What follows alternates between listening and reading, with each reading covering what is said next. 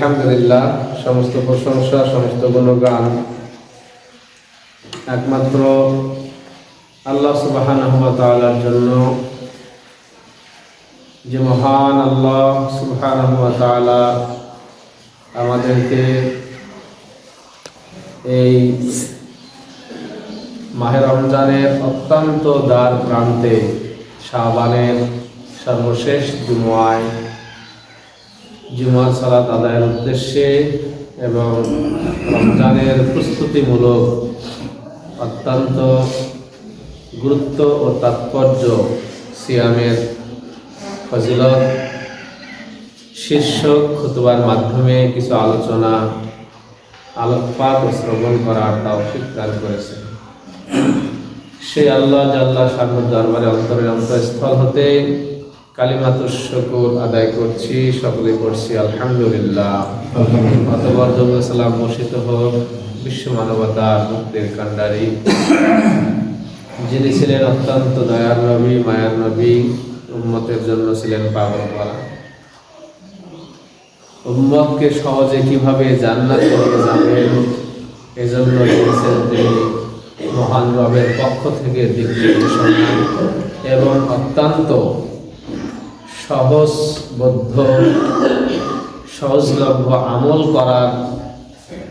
আমলের মাধ্যমে জান্নাত অর্জন করার পথ দেখিয়ে গেছেন। যার আদর্শের মধ্যে রয়েছে উত্তম আদর্শ, যার আদর্শের মধ্যে রয়েছে ইহকালীন শান্তি এবং পরকালীন মুক্তি, সে মহামানব জনাব মুহাম্মদুর রাসূলুল্লাহ সাল্লাল্লাহু আলাইহি ওয়াসাল্লাম, তার প্রতি অগণিত দরুদ সালাম বর্ষিত হোক। আল্লাহুম্মা সাল্লি আলাইহি, আল্লাহুম্মা বারিক আলাইহি। আমরা আর দু একদিনের মধ্যেই আমরা একটি গুরুত্বপূর্ণ মাসে প্রবেশ করতে যাচ্ছি, যে মাসটির গুরুত্ব এবং তাৎপর্য বলে শেষ করা সম্ভব নয়। এত গুরুত্ব রয়েছে এই মাসটির। তথাপি আমরা এই মাসের জুমার মধ্যে আর কিছু গুরুত্ব এবং ফজিলতগুলি শুনে আমরা কিছুটা আমাদের জানা যে বিষয়টা আছে, আমাদের যে জ্ঞানটা আছে, যে এলেমটা আছে, এটাকে আমরা একটু নাড়া দেবো, আবার একটু রিভিশন দেব, একটু চার্জ করে নেব। জানা জিনিসটি বারবার শুনলে সেটার মধ্যে একটা আন্তরিকতা ও গুরুত্ব তৈরি হয়। রমজান কেন্দ্রিক আলোচনা আমরা কিন্তু বরাবরই শুনে আসছি, কিন্তু যে বিষয়টি আমাদের লেকিং সাইড, যে বিষয়টি আমাদের গ্যাপ থেকে যায় বরাবরই, যে বিষয়টি আমাদের কাঙ্ক্ষিত মানের অর্জন হয় না, রমজান থেকে আমাদের যে বিষয়টি আসার দরকার সেই বিষয়টি আমাদের আসে না, যার কারণে আমাদের ব্যর্থতা, যার কারণে আমাদের পরিবর্তন হয় না, যার কারণে আমাদের আত্মসংশোধনটা ফলপ্রসূ হয় না। রমজান এসেছেই মূলত আত্মসংশোধনের জন্য, নিজেকে সংশোধনের জন্য, সমাজকে সংশোধনের জন্য, কিন্তু আমাদের মধ্যে এই কাঙ্ক্ষিত মানের অর্জন না হওয়ার কারণে আমাদের এই রমজান মাসটা হয়ে যায় গতানুগতিক সিস্টেম। সেই ছোট্টবেলা থেকে দেখে আসছি রমজান যেভাবে, রমজানকে মোটামুটি আমরা 3 থেকে 4টা জিনিসের মধ্যেই সীমাবদ্ধ করে ফেলি। এই আলোচনাটা, আজকের এই খুতবার টপিকসটা অত্যন্ত গুরুত্বপূর্ণ। এটা আমাদের হৃদয় দিয়ে অনুধাবন করা দরকার। যদি আমরা আমাদের এই বিষয়টা বুঝে না নিই, আমাদের বুঝের মধ্যে যদি না নেই, আমাদের চিন্তার মধ্যে যদি না নেই, আমাদের আমলের মধ্যে যদি না নেই, তাহলে এই রমজান ঠিক আগের মতোই হবে। ছোট্টবেলায় যেভাবে আমরা ছিলাম, সাহারির সময় বাবা উঠতো, ডাকতো, কখনো ডাকতো না, জোর করে উঠতাম, শখ করে উঠতাম, সাহারি খেয়ে রোজা থাকতাম। সাহারি না খাইলেও রাগ করে অনেক সময় রোজা থাকতাম, যেমন এখনকার বাচ্চারা করে, আমরাও এরকম করছি। আবার সারাদিন না খেয়ে থাকলাম, নামাজের পরিবেশ থাকলে নামাজ পড়লাম, না পড়লে না এসে যে কোনোভাবে দিনটা পার করে দিলাম, ঠিক ইফতারের সময় ইফতার করলাম, তারাবি পড়লাম। সাহারি, ইফতার, তারাবি, আর শেষের দিকে যে রমজানের সাথে ঈদকে জড়িয়ে দিয়ে, যেহেতু রমজানের সাথে ঈদের সম্পর্ক, ঈদের কেনাকাটা নিয়ে ব্যস্ত, অথবা শেষের কয়েকটি রাত, বিশেষ করে 27 রমজানের রাতকে প্রাধান্য দিয়ে এই রাত্রি জাগরণ করে, রাত্রিতে ইবাদত করে, এই মোটামুটি 3-4-5টি কাজের মাধ্যমে আমরা রমজানকে সীমাবদ্ধ করে ফেলেছি। রমজান মানে এই কাজগুলো, এটা আমরা মনে করি। যদি এই হয় আমাদের চিন্তাধারা প্রত্যেকবারের মতো, তাহলে এই রমজান দ্বারা আমাদের সার্থকতা আসবে না, এই রমজান দ্বারা আমাদের পরিবর্তন হবে না। সর্বপ্রথম আমাদের চিন্তাধারার পরিবর্তন ঘটাতে হবে। রমজান এসেছে মূলত আপনাকে পরিবর্তন করার জন্য, আমাকে পরিবর্তন করার জন্য, এবং রমজান আল্লাহ দিয়েছেই এই উদ্দেশ্যে মানুষের তাকওয়া অর্জন হবে। আপনার তাকওয়ার লেভেল যতটুকু আছে, আপনার তাকওয়ার লেভেল যদি একজন মুমিনের, একজন মুসলিমের, একজন মুত্তাকি বান্দার তাকওয়া যদি 100% হয়, ততটুকু লেভেল, যতটুকু তাকওয়া থাকলে 100% এটার সীমারেখা ধরা হয়। এই সীমারেখার যদি আপনার 10% স্কেল হয়, যে আপনার মাত্র 10 ভাগ আছে, 10 ভাগের 1 ভাগ আপনার 10% আছে আপনার তাকওয়া, এই তাকওয়াটাকে বাড়ানোর জন্য অন্তত আরো 10% আপনাকে বাড়াতে হবে এই রমজান থেকে। যদি এই তাকওয়ার লেভেলটা বাড়ে কিছুটা, আপনি যতটুকু আল্লাহকে ভয় করেন তার চেয়ে এই রমজান থেকে আপনার ভয়ের জায়গাটা আরেকটু বেড়েছে, তাহলে এই রমজান দ্বারা সার্থকতা আসছে। প্রধান উদ্দেশ্য হচ্ছে তাকওয়া অর্জন। আর যখন কোনো মানুষের তাকওয়া অর্জন হবে, তখন তার নিজের ব্যক্তিকেন্দ্রিক আত্মশুদ্ধি হবে, সে তার পরিবারকে সংশোধন করাতে পারবে, সমাজকে সংশোধন করতে পারবে, তার চারিত্রিক বৈশিষ্ট্যের সে পরিবর্তন ঘটাতে পারবে, তার চরিত্রের সে বিকাশ ঘটাইতে পারবে, চরিত্রকে সে উন্নত করাইতে পারবে, তার লেনদেন, মুআমালা, মুআশারাত, চলাফেরা, আদব কায়দা, মানুষের সাথে মেলামেশা, ব্যবহার, মানুষের হক, প্রতিবেশীর হক, আত্মীয় স্বজনের হক, পরিবারের হক, বন্ধু বান্ধবের হক, সে পুঙ্খানুপুঙ্খভাবে আদায় করার চেষ্টা করবে। অর্থাৎ তার মধ্যে একটা পরিবর্তন আসবেই আসবে। সূরা বাকারা 2 নম্বর সূরার 183 নম্বর আয়াত, অত্যন্ত পরিচিত এই আয়াতটি। আমি এই আয়াতের মধ্যে আসলে আল্লাহ কি বোঝাতে চেয়েছেন, আমি একটু গভীর আলোচনা আপনাদের সামনে আজকে পেশ করতে চাই। শাব্দিক অর্থ প্রায় 90% মানুষেরই জানা, শুনে শুনে মুখস্থ। আল্লাহ বলেছেন, ইয়া আইয়ুহাল্লাযীনা আমানু কুতিবা আলাইকুমুস সিয়ামু কামা কুতিবা আলাল্লাযীনা মিন ক্বাবলিকুম লাআল্লাকুম তাত্তাকুন। ওহে যারা ঈমানের দাবি করো, হে ঈমানদারগণ। তাফসীরের মধ্যে মুফাসসিরিন কেরাম ইয়া আইয়ুহাল্লাযীনা আমানু এই শব্দটির ব্যাখ্যা করেছেন অনেক লম্বা। আমানু এটা হচ্ছে আল্লাহর পক্ষ থেকে একটা সম্মানের ডাক, অত্যন্ত আদরের, ভালোবাসার ডাক, অত্যন্ত স্নেহের ডাক। আর আল্লাহ যখন পাপী এবং মুমিন, সমস্ত ধর্মের, সমস্ত গোত্রের, সারা দুনিয়ার মানুষকে যখন আল্লাহ তাআলা ডাকেন, তখন তিনি বলেন, ইয়া আইয়ুহান নাস, ইয়া আইয়ুহাল ইনসান, হে মানব সকল, হে মানব সম্প্রদায়।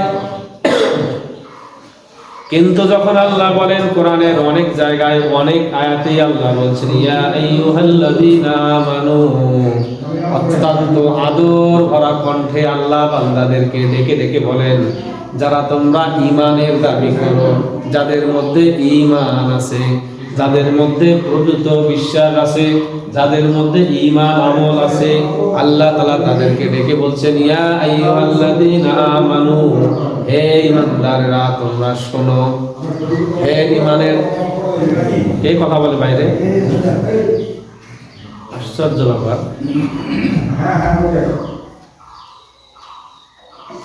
ঈমানদারদেরকে ডেকে আল্লাহ বলছেন, হে ঈমানদারগণ, হে বিশ্বাসীগণ, যারা তোমরা ঈমানের দাবি করো, যাদের অন্তরের মধ্যে তোমাদের আল্লাহর প্রতি বিশ্বাস, রসুলের প্রতি বিশ্বাস, আখিরাতের প্রতি বিশ্বাস, কিতাবের প্রতি বিশ্বাস, তাকদীরের প্রতি বিশ্বাস, পুনরুত্থানের প্রতি বিশ্বাস, নবী রসুলগণের প্রতি বিশ্বাস, এই 7টা জিনিসের প্রতি যাদের বিশ্বাস পরিপূর্ণ আছে, হে ঈমানদারগণ, তোমরা শোনো, কুতিবা আলাইকুমুস সিয়াম, তোমাদের জন্য সিয়ামের বিধানকে লিখে দেওয়া হলো।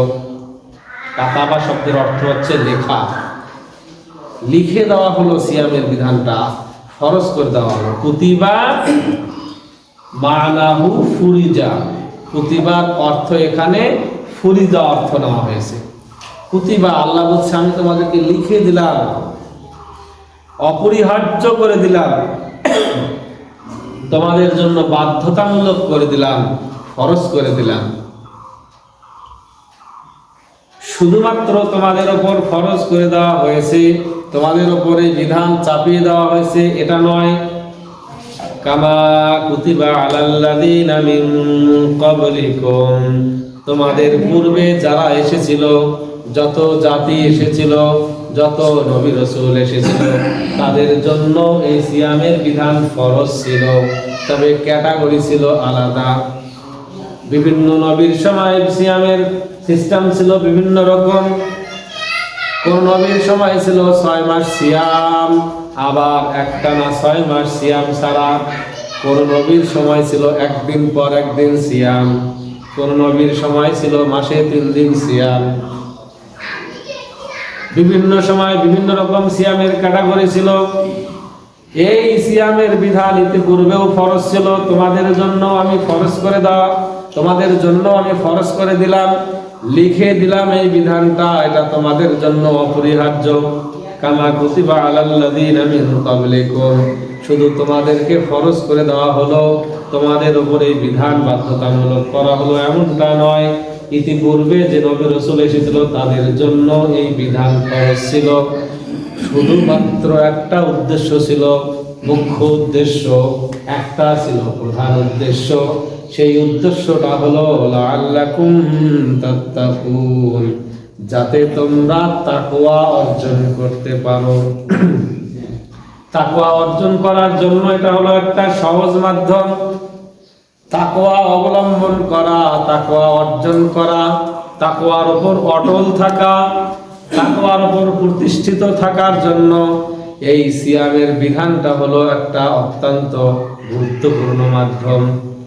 সিয়াম থাকা অবস্থায় যেমনিভাবে অন্যায় কাজ করা থেকে মানুষ বিরত থাকে, অশ্লীল কাজ করা থেকে যেমনিভাবে বিরত থাকে, গীবত করা থেকে যেমনিভাবে বিরত থাকে, সিয়াম থাকার কারণে ঝগড়া করা থেকে যেমনিভাবে বিরত থাকে, ওজনে কম দেওয়া, ওজনে বেশি নেওয়া থেকে যেমনিভাবে বিরত থাকে, ঠিক রোজা থাকা অবস্থায় এই তাকওয়া অবলম্বন করার কারণে, একটি মাস এই অনুশীলন করার কারণে, একটি মাস এই আমলের প্র্যাকটিস করার কারণে, একটি মাস পুঙ্খানুপুঙ্খভাবে রোজাদার অবস্থায় একজন রোজাদার ব্যক্তি যেইভাবে তার রোজাকে হেফাজত করার জন্য, যেমনিভাবে তার রোজাকে আল্লাহর দরবারে কবুল হওয়ার জন্য এই বিধানগুলো মেনে চলে, করণীয় কাজগুলো করে আর বর্জনীয় কাজগুলো বাদ দিয়ে সেই কাজগুলো থেকে সে দূরে থাকে, একটি মাস এই চর্চা করার কারণে তার মধ্যে একটা পরিবর্তন আসবে, তার মধ্যে একটা স্বাভাবিক পরিবর্তন আসবে। এই একটা মাসের আমলের পর একটি মাস অতিবাহিত হয়ে যাওয়ার পর এই তাকওয়ার উপরেই সে চলার চেষ্টা করবে। লাআল্লাকুম তাত্তাকুন, যাতে তোমরা এরকম তাকওয়া অর্জন করতে পারো। ইতিপূর্বের নবী, ইতিপূর্বের জাতি, ইতিপূর্বের উম্মতেরা, ইতিপূর্বের মুমিনেরা, ইতিপূর্বের মুসলিমরা যেমনিভাবে এই সিয়ামের মাধ্যমে তাকওয়া অর্জন করেছে, লাআল্লাকুম তাত্তাকুন, তোমরাও ঠিক তেমনি ভাবে তাকওয়া অর্জন করতে পারবে এই সিয়ামের মাধ্যমে। এই জন্য তোমাদেরকে এই সিয়ামের বিধানটা ফরজ করে দেওয়া হলো একটি মাস। এই মাসটা দিয়েছে মূলত আল্লাহ তাআলা তাকওয়া অর্জনের জন্য। এখন এই তাকওয়া আমাদের কতটুকু অর্জন হবে, কতটুকু অর্জন হচ্ছে এই রমজানে, আমরা শুরু থেকে মিলাবো। সেলফ অ্যানালাইসিস, নিজে নিজে আপনি নিজেই নিজের তাকওয়ার লেভেলটা নিয়ে গবেষণা করবেন। দুপুরে জোহরের সালাত আদায় করার পরে, ইবাদতবন্দি করার পরে মাথাটা বালিশে দিয়ে রেস্ট যখন করবেন তখন মিলাবেন। রাতে তারাবির পরে যখন শুতে যাবেন, শুতে গিয়ে 10 মিনিট একটু চিন্তা করবেন, সমালোচনা করবেন। যে ব্যক্তি নিজের সমালোচনা করতে পারে সেই হচ্ছে সবার চেয়ে বুদ্ধিমান। যখন আপনি সমালোচনা করবেন, নিজের মানুষের সমালোচনা না করে নিজের সমালোচনা, নিজেকে আপনি মানুষের কাতারে দাঁড় করান, নিজেকে আপনি 10 জন মানুষের কাতারে দাঁড় করান, তারপরে দেখান আপনার যে ভুলগুলো হয়েছে, আপনার যে অপরাধগুলো হয়েছে, নিজের এই অপরাধগুলোকে ইন্ডিকেট করে বলেন নিজেকে যে অপরাধগুলি আজকে তুমি করেছো, এই অপরাধগুলির জন্য তোমার ক্ষমা চাইতে হবে। তুমি আল্লাহর কাছে ক্ষমা চাও, যদি আল্লাহ কেন্দ্রিক, আল্লাহ হকের সাথে সম্পৃক্ত হয়। আর যদি কোনো মানুষের সাথে সম্পৃক্ত হয় তাহলে তার কাছে গিয়ে ক্ষমা চাইতে হবে রাতের মধ্যেই, অথবা যতটা সম্ভব তাড়াতাড়ি। কাউকে আপনি কটু কথা বলছেন, কাউকে আপনি চড়াভাবে কোনো কথা বলছেন, কাউকে আপনি দোষ দিয়ে কোনো কথা বলছেন, পরবর্তীতে আপনি বুঝতে পারলেন যে না, এটা আমার বলা ঠিক হয়নি, আসলে সেই কাজটা করে নাই বা এই কাজের সাথে সে জড়িত নয়, আমি শুনে তাকে এইভাবে চাপ দিয়েছি, তার কাছে ক্ষমা নিয়ে নিতে হবে। ব্যক্তি কেন্দ্রিক হলে ব্যক্তির কাছে ক্ষমা, তার হক আদায় করে দেওয়া, তার ঋণ পরিশোধ করা। আল্লাহ কেন্দ্রিক যদি কোনো বিষয় হয়ে যায়, আল্লাহর ইবাদত, আল্লাহর আমলের সাথে যদি কোনো ত্রুটি হয়ে যায়, আল্লাহর কাছ থেকে ক্ষমা নিয়ে নেওয়া। এই যে নিজের সমালোচনাটা করা, এই সমালোচনাটা করে আপনি নিজেই নিজের ইমানের স্কেলকে, নিজের তাকওয়ার স্কেলকে মাপবেন। আমার ভয় আল্লাহ প্রতি ছিল এতটুকু, আজকে এই রোজা থাকার কারণে, এই সিয়াম থাকার কারণে আমার আল্লাহর প্রতি ভয়টা কতটুকু বাড়লো। আমি আল্লাহকে ভয় করে কতটুকু আমি এখন কাজ করি, যে কোনো কাজ করার আগে আমার আল্লাহর প্রতি এই ভয়টা সৃষ্টি হচ্ছে কিনা, আল্লাহর প্রতি এই ভয়টা আসে কিনা, এই কাজটা করার সময় এই কাজটা আল্লাহ করতে বলছে কিনা, ইসলাম করতে বলছে কিনা, শরীয়ত করতে বলছে কিনা, এই ভয়টা আমার অন্তরে তৈরি হয় কিনা।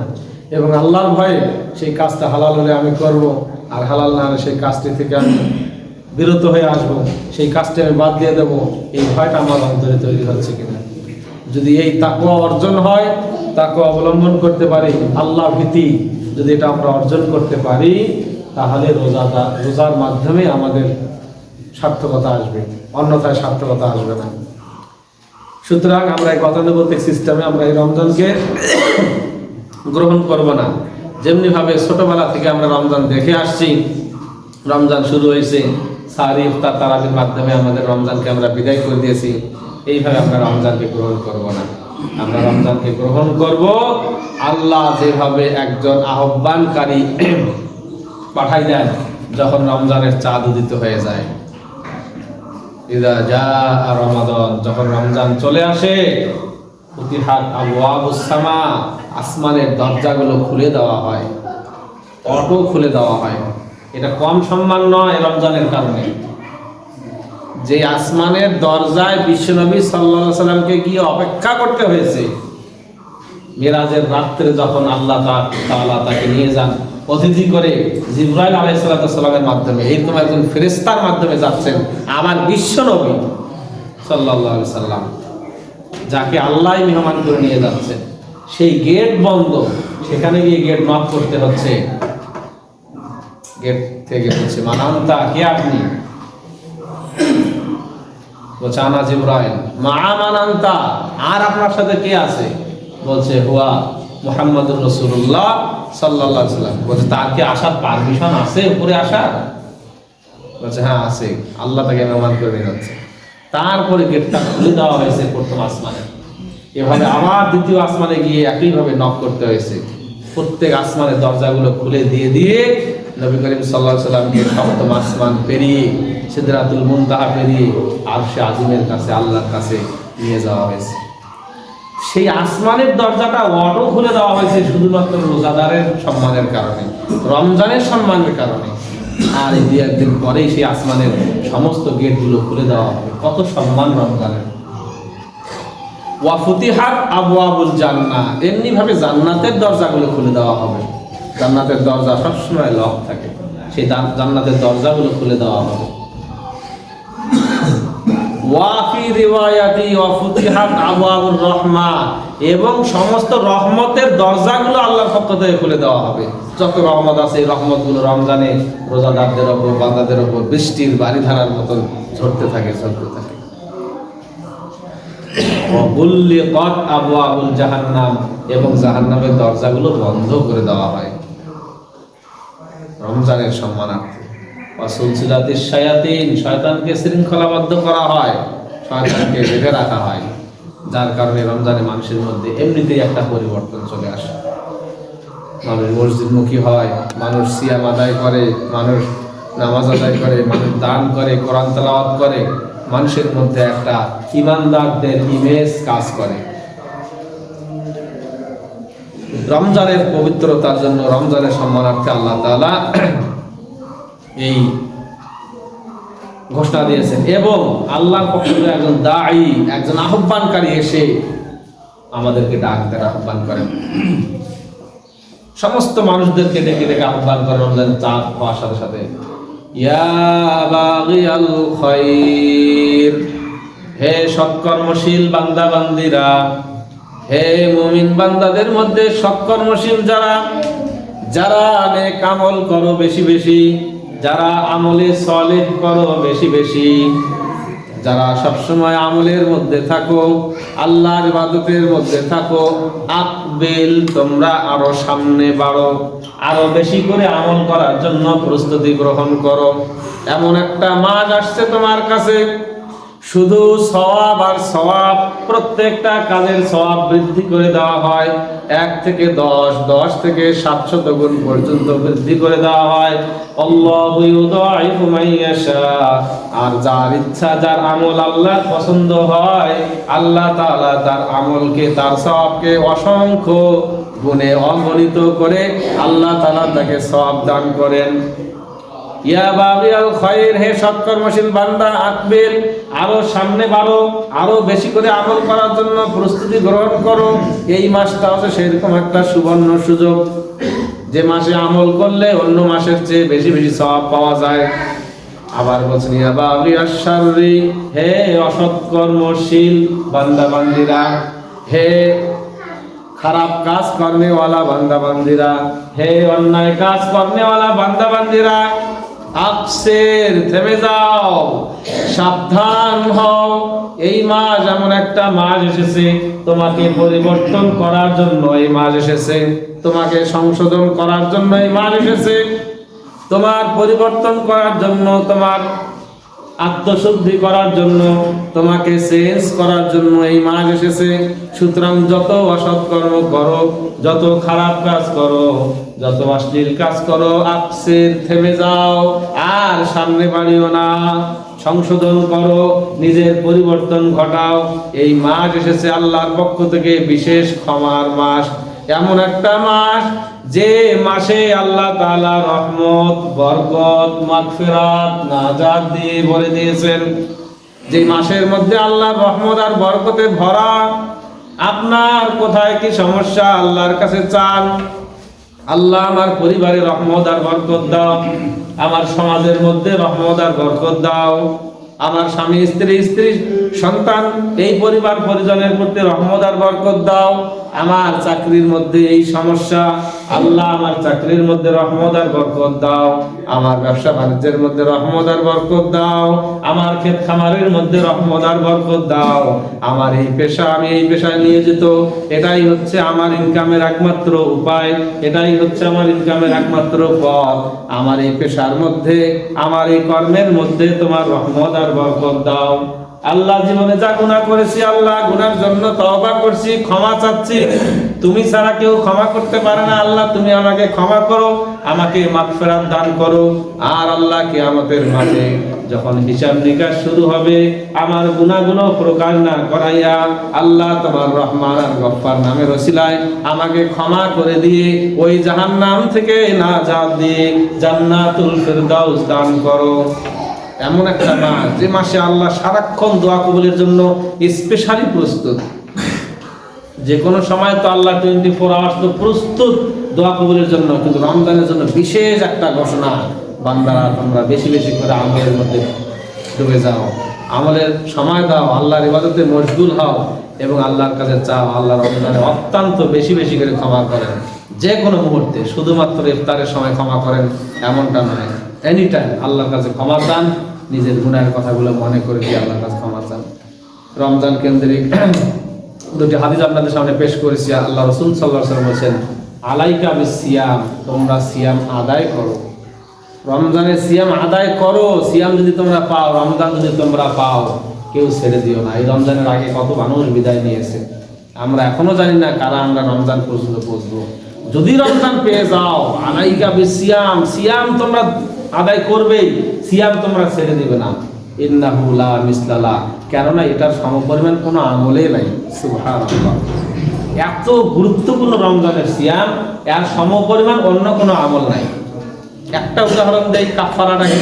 যদি কেউ ইচ্ছাকৃতভাবে একটা সিয়াম ছেড়ে দেয়, ভেঙে ফেললেন, ইচ্ছাকৃতভাবে সিয়াম একটা নষ্ট করে ফেললেন, এই সিয়ামটা আদায় করার জন্য এর সমপরিমাণে গুনাহ থেকে বাঁচার জন্য এত শাস্তি, সিয়াম আদায় করার পর সিয়াম, রমজানের সিয়াম আদায় না করার পরই শাস্তি আছে। ওই শাস্তি থেকে শুধুমাত্র মাপ পাওয়ার জন্য যে উপায়টা আল্লাহ রাসূল সাল্লাল্লাহু আলাইহি ওয়াসাল্লাম বলছেন যে একাধারে 2 মাস 60টা সিয়াম আদায় করতে হবে।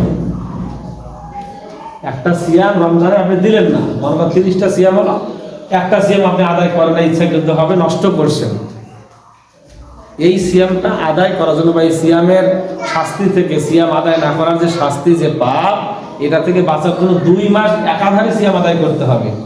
একাধারে মানে একটা না, আপনি 60তম যেদিন রোজা আপনার, সেই দিন যদি আপনি সিয়ামটা আদায় করতে না পারেন কোনো কারণে, আবার 60টা দিতে হবে, এক থেকে শুরু করতে হবে।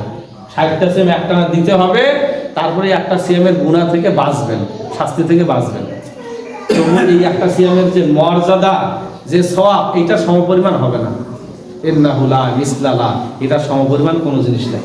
আর একটা আছে, 60 জন মানুষকে পেট ভরে খাওয়াইতে হবে।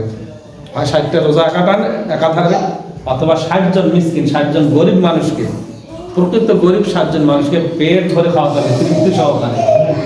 ওই খেজুর খেয়ে বা পানি খেয়ে ইফতার করার যে হাদিস, ওইটা নয়, পেট ভরে খাওয়াইতে হবে তাকে তৃপ্তি সহকারে। যেভাবে একটা মানুষের তৃপ্তি হয়, সেভাবে 60 জন মিসকিনকে খাওয়াইতে হবে, তবে হবে এই একটা রোজার শাস্তি থেকে বাঁচা। কত গুরুত্বপূর্ণ এই রোজা। ইন্নাহু লা মিসলালা, এটা সমপরিমাণ কোনো জিনিস নাই।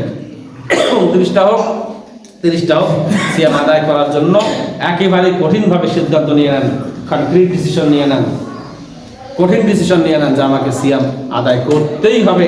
আল্লাহ, তুমি আমাকে সুস্থতার সাথে, গুরুত্বের সাথে সিয়াম আদায় করার তৌফিক দান করো, যেভাবে সিয়াম আদায় করলে তুমি খুশি হবে। আর কে হাদিস বলছে, ইন্না মিনাল জান্নাতি সামানিয়া আবওয়াব, রোজাদারের সম্মানটা কত। আল্লাহ বলছেন জান্নাতে 8টা গেট আছে। এই 8টা গেটের একটা গেট আছে স্পেশাল, যার নাম আছে ফিহা ইউসাম্মার রায়্যান, একটা গেটের নাম আছে রায়্যান। লা ইয়াদখুলুহু, এই গেট দিয়ে কেউ প্রবেশ করতে পারবে না, ইল্লাস সাইমুন, শুধুমাত্র রোজাদাররাই এই গেট দিয়ে প্রবেশ করবে। ফাইজা দাখালু আগলা, যখন সকলেই প্রবেশ করা শেষ হয়ে যাবে, রোজাদার ডাকবে আইনা সাইমুন, আইনা সাইমুন, আইনা সাইমুন, আর কি আসো রোজাদার, আসো আসো আসো আসো। বারবার গেটম্যান, সিকিউরিটি গার্ড ডাকতেই থাকবে জান্নাতে। এই রাইয়ার নামক গেটের সিকিউরিটি গার্ড বারবার ডাকতে থাকবে। ফাইজা দাখালু, যখন প্রবেশ করা শেষ হয়ে যাবে, আল্লাহ সেই গেট বন্ধ করে দেওয়া হবে। এই গেট দিয়ে আর কেউ ঢোকার কোনো সুযোগ নাই। পরবর্তীতে জাহান্নাম থেকে বের হবে, অন্য গেট দিয়ে ঢুকবে যারা জান্নাতে আসবে শাস্তি ভোগ করার পরে, কিন্তু রাইয়ান দিয়ে আর ঢোকার সুযোগ নাই। রাইয়ান একবার ক্লোজ হয়ে গেলে এই গেট বন্ধ, এই গেট দিয়ে আর কেউ ঢুকতে পারবে না, শুধুমাত্র রোজাদার যারা, তারাই গেট দিয়ে প্রবেশ করে। সুতরাং রোজাদারদেরকে আল্লাহ ডেকে ডেকে বলছেন, রমজান আসছে, সবাই প্রস্তুতি গ্রহণ করো। যারা নেক আমল করো, বেশি করে নেক আমল করার জন্য প্রস্তুতি গ্রহণ করো। যারা বদ আমল করো, তারা থেমে যাও, তোমাদের এই অপকর্ম, অসৎ কর্ম ছেড়ে দাও, ছেড়ে দিয়ে তোমরা ভালো কর্ম করো, ভালোর দিকে তোমরা আসো। আল্লাহ তাআলা এইভাবে ডাকেন একজন আহ্বানকারীর মাধ্যমে। যখনই চাঁদ উদিত হয়ে যাবে, সেই আহ্বানকারী এসে কিন্তু এভাবে আমাদের ডাকতে থাকেন। আল্লাহ রাব্বুল আলামিন আমাদেরকে এই আহ্বানে সাড়া দেওয়ার তৌফিক দান করুন। আমরা রমজানের প্রস্তুতি যেন গ্রহণ করতে পারি। রমজানের মধ্যে যদি দোয়া কবুল হয়, দোয়া কবুল হওয়ার জন্য 5টা শর্ত আছে, এই শর্তগুলো আমাদের ফিল আপ করে আল্লাহর কাছে চাইতে হবে, নাহলে ইবাদত বন্দির দোয়া কোনো কিছুই কবুল হবে না। তার 1 নাম্বার হচ্ছে হালাল রুজি। আমাদেরকে হালাল খাইতে হবে, হালাল করতে হবে। অন্তরের পবিত্রতা নিয়ে আসতে হবে, বাইরের পবিত্রতা নিয়ে আসবে। অন্তরের পবিত্রতা শিরক কুফর নিফাক থেকে পবিত্র করতে হবে। অন্তরের মধ্যে যেন শিরক না থাকে, নিফাক মুনাফিকি যেন না থাকে, অন্তরে যা থাকবে মুখেও তা থাকবে। এটা হচ্ছে অভ্যন্তরীণ পবিত্রতা। বাইরের পবিত্রতা আছে আমলের মাধ্যমে প্রকাশ করতে হবে, আমি একজন ভালো মানুষ, আমি একজন ইমানদার মানুষ। আপনার কোনো কর্মের কারণে যেন মানুষ খারাপ কিছু না বলে, দাড়ি রাখছে, নামাজ পড়ে, আবার এই কাজ করে। এই আমলের মধ্যে এই প্রকাশটা পাইতে হবে যে বেচারা নামাজ যেমন পড়ে, বেচারা ভালো মানুষ, তার কাজগুলো ভালো। আমলের মাধ্যমে প্রকাশ করতে হবে আপনি একজন ভালো মানুষ, পবিত্র মানুষ। আল্লাহ রাব্বুল আলামিন আমাদেরকে রমজান দ্বারা সার্থকতা হাসিল করার তৌফিক দান করুন। রমজানের যে প্রধান উদ্দেশ্য, মুখ্য উদ্দেশ্য তাকওয়া অর্জন, এই তাকওয়া অর্জন আল্লাহ রাব্বুল আলামিন আমাদের করার তৌফিক দান করুন। সকলে আল্লাহুম্মা আমিন। আপনাদের এখানে তারাবির ইমাম রাখা হয়েছে, একজন ইমাম থাকবে। আপনারা চাঁদ উদয় হয়ে গেলে আপনারা তারাবিতে আসবেন এবং কঠিনভাবে নিয়ত করবেন যে রমজানে যেভাবে নামাজ শুরু করতেছি, এই নামাজ যেন প্রত্যেকবারের মতো আর নামাজ আমার কাছ থেকে ছুটে না যায়। নামাজের অভ্যাস আপনারা চালু রাখবেন এবং নিয়ত করবেন আল্লাহ তাআলার কাছে, নিজের সাথে নিজে প্রতিজ্ঞাবদ্ধ হবেন আমি যেন এই নামাজ যেন আমি ধরে রাখতে পারি, আবার রমজান আসা পর্যন্ত আমার নামাজ যেন কন্টিনিউ থাকে। ইফতারের ব্যবস্থা থাকবে, চাট হবে এবং আপনারা সকলে সেই ইফতারে সম্ভব হলে সহযোগিতা করার, অংশগ্রহণ করার চেষ্টা করবেন। একাই না পারলে 2-3জন মিলে করার চেষ্টা করবেন। কারণ যে ব্যক্তি ইফতার করাবে সামর্থ্য অনুযায়ী করান, আপনার খুব ভালো খাওয়াইতে হবে এমন নয়, সামর্থ্য দিয়ে যতটুকু সামর্থ্য হয় ততটুকুর মধ্যেই ইফতার করার ব্যবস্থা করেন। যে ব্যক্তি ইফতার করাবে সে ব্যক্তি রোজাদারের সমপরিমাণ সওয়াব পাবে, এটা একটা অনেক বড় পাওয়া। যে ব্যক্তি রোজা রাখছে আর রোজা কবুল হয়েছে কিনা আল্লাহ পাকে ভালো জানে, সে নিজেও জানে না, কিন্তু আপনি যদি ইফতার করান আপনি একটা কবুল রোজার সওয়াব পাবেন। সুতরাং ইফতার করালে নিশ্চিত রোজার সওয়াবটা পাওয়ার জন্য গ্যারান্টি পাওয়া যাচ্ছে, কিন্তু রোজা থেকে সে পাবে কিনা সওয়াব এটার গ্যারান্টি নেই। তার রোজা কবুল হলে সে সওয়াব পাবে, তবে এই ক্ষেত্রে রোজাদারের সওয়াব কিন্তু কাটা হবে না। রোজাদার যদি কারো ইফতারে দাওয়াত গ্রহণ করে, যে ইফতার করাবে রোজার সমপরিমাণ সওয়াব তাকে আল্লাহ দিবে, রোজাদার ব্যক্তির সওয়াব কমানো হবে না। এটা আমাদের মধ্যে অনেক সময় একটু ভুল সিদ্ধান্ত কাজ করে যে আমি ইফতার করলে আমার সব নিয়ে নিবে ওই ব্যক্তি, এরকম কথা। আল্লাহকে সওয়াবের অভাব এইরকম সংকীর্ণ মানা আল্লাহ নয়, আল্লাহ যে ব্রড মাইন্ডেড, আল্লাহ অনেক আছে বিগয়রে হিসাব। আল্লাহ কাকে কত দিবেন, আল্লাহ যদি কোনো ইবাদত পছন্দ হয়, কবুল হয়, সেটা কোনো সংখ্যার মধ্যে থাকে না। কত দিবেন এটা আল্লাহ তাআলার কাছে বিগয়রে হিসাব, আপনি এটা কাউন্টে করতে পারবেন না, আনকাউন্টেবল বিষয়। এটা অগণিত আল্লাহ দিবেন বিগয়রে হিসাব, কিন্তু আল্লাহর পছন্দ হইতে হবে সে আমলটা। কোয়ান্টিটি নট গ্রান্টেড আল্লাহর কাছে, কোয়ালিটি গ্রান্টেড। কোয়ালিটি ফুল আপনাকে ইবাদতটা, কোয়ালিটি ফুল আমলটা হইতে হবে। সুতরাং এই তারাবির আপনারা অংশগ্রহণ করবেন। তারাবিতে তারাবির পরিবেশ যেন থাকে, আপনারা বাড়িতে থাকলে মসজিদ ভর্তির জন্য হয়, সবাই জামাতে আসবেন, ফজরে আসবেন, অন্য জামাতেও আসবেন। বাজারে থাকলে অবশ্যই বাজারের কাজ বাদ দিয়ে জামাতে অংশগ্রহণ করে আপনারা তারাবি আদায় করার চেষ্টা করবেন। ইফতারে অংশগ্রহণ করবেন, ইফতারে সহযোগিতা করবেন। ইফতারের যে পরিবেশটা, এটা অনেক মসজিদে নাই, আপনাদের এখানে আলহামদুলিল্লাহ আছে, এটা চালু রাখার চেষ্টা করবেন। অনেক বড় একটা সওয়াবের কাজ। আল্লাহ রাব্বুল আলামিন আমাদেরকে এই আমলগুলি করার তৌফিক দান করুন। মিলেমিশে আমাদেরকে এই রমজানের ইবাদত বন্দেগী করার মাধ্যমে মিলেমিশে এই রমজানকে অতিক্রম করার তৌফিক দান করুন। সকলে আল্লাহুম্মা আমিন। রমজানের গুরুত্ব বুঝে আমাদের রমজানের জন্য প্রস্তুতি গ্রহণ করার তৌফিক দান করুন। সকলে আমিন। সুবহানাকা আল্লাহুম্মা ওয়া বিহামদিকা আশহাদু আল্লা ইলাহা ইল্লা আনতা আস্তাগফিরুকা ওয়া আতুবু ইলাইক। আল্লাহুম্মা সাল্লি আলা মুহাম্মাদিন ওয়া